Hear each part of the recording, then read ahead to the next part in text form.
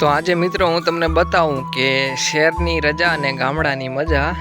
હા, તો તમે મિત્રો કોમેન્ટ કરજો કે વધારે તમને શેમાં રહેવું ગમે છે, એટલે કે ગામડે રહેવું ગમે છે કે શહેરમાં. મને તો સાચું કહું ને તો મને તો ગામડે બહુ રહેવું ગમે છે. અને જુઓ મિત્રો, અહીંયા બોરડીના એટલે કે દેશી બોરડીના બોર અહીંયા તમે જોઈ શકો છો. આની ખાવાની કંઈક મજા જ અલગ હોય છે. જુઓ મિત્રો, આજે સિઝન આવી ગઈ છે શિયાળાની, તો બોરડી ઉપર બોર આવી ગયા છે, ડુમખે ને ઝુમખે. તો જુઓ મિત્રો, હા, બોરડીના બોર છે, અહીંયા નીચે પણ પડ્યા છે.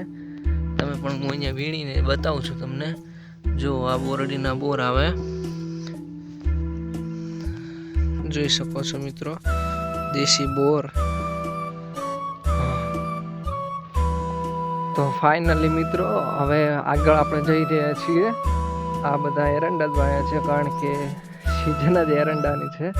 તમે જોઈ શકો છો મિત્રો, એરંડા છે.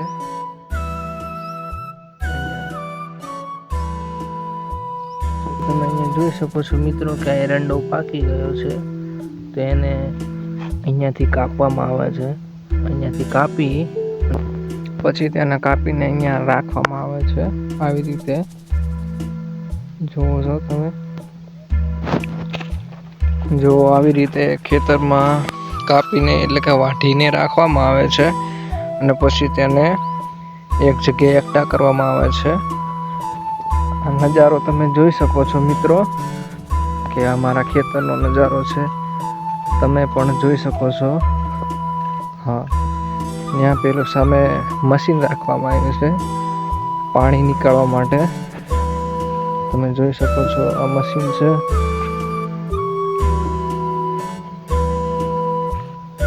પાઇપ વડે પાણી નીકાળવામાં આવે છે મશીનથી, અને અહીંયા પાણી છે.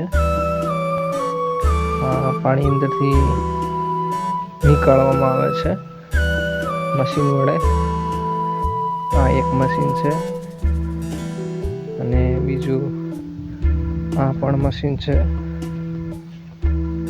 હા, અને અહીંયા પણ બીજો કૂવો છે મિત્રો, તમે જોઈ શકો છો.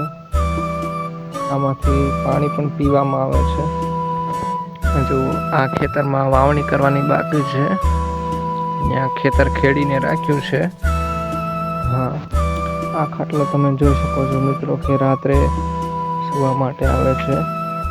અહીંયા શિયાળાનો તાપ કરવામાં આવે છે, જેથી કરીને ઠંડી ન લાગે.